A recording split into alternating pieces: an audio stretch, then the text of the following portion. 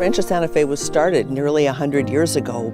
The Santa Fe Railroad decided to plant the trees for railroad ties.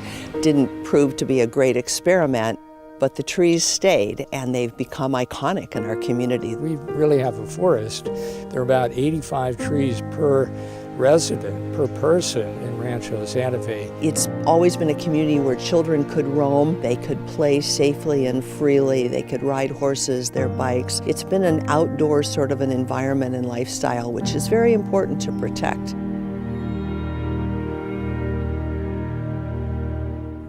Over the last decade or two, we've experienced drought conditions unlike we've ever seen. That, in combination with several pests, including the lerp psyllid, have really brought our forest into a state of decline. The red gum lerp psyllid is a sap-sucking insect that is absorbing all the nutrients out of the leaves themselves, causing the trees to defoliate themselves. Although it's a very tiny little insect, began to decimate the red gum uke portion of the Rancho Santa Fe area. These trees are dying and they're competing with each other for limited water, nutrients, and resources.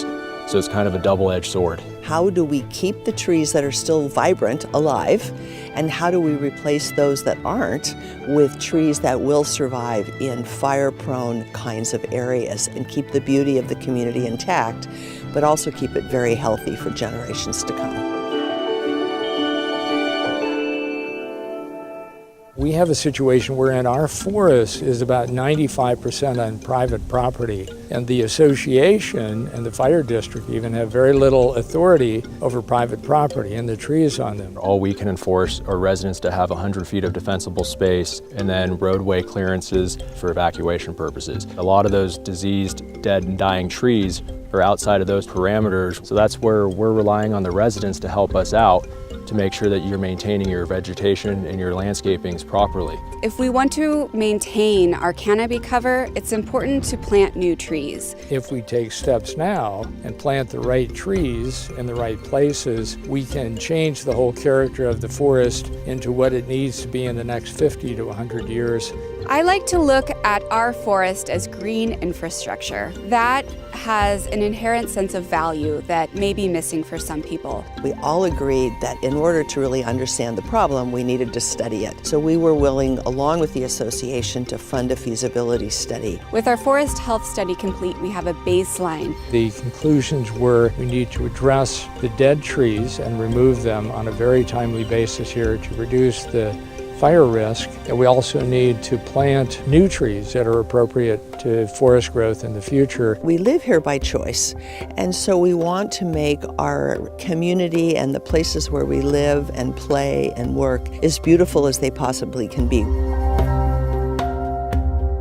In the last couple of years, California has experienced its worst fires in history. Fire season is now year-round. When you have dead and dying trees on the property, that increases your fire risk tremendously. Our entire fire district is considered to be a very high fire hazard severity zone. So what that means is, due to our Mediterranean climate, the amount of dense vegetation that we have, and the topography, we have the abilities to have a mega wildfire here in Rancho Santa Fe.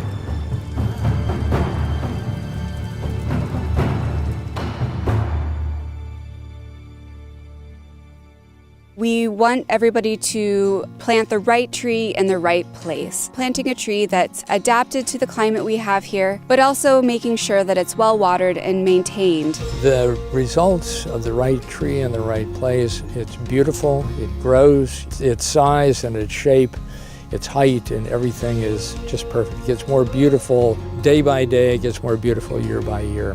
I would highly encourage residents to call us if you have any questions or concerns, and we'd be more than happy to come take a look at your property and answer any questions you may have. If everyone does their part, we're going to have a beautiful and fire-safe community to enjoy. You walk around, you see beautiful scenery, you see beautiful trees, wonderful people.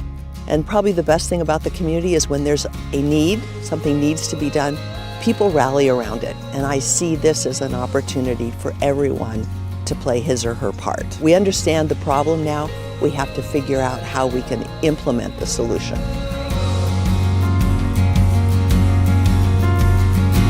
With 95% of our community's trees on private properties, every association member needs to take an active role to assure the health of our forest. If not us, then who? If not now, then when? It has to be us, and it has to be now.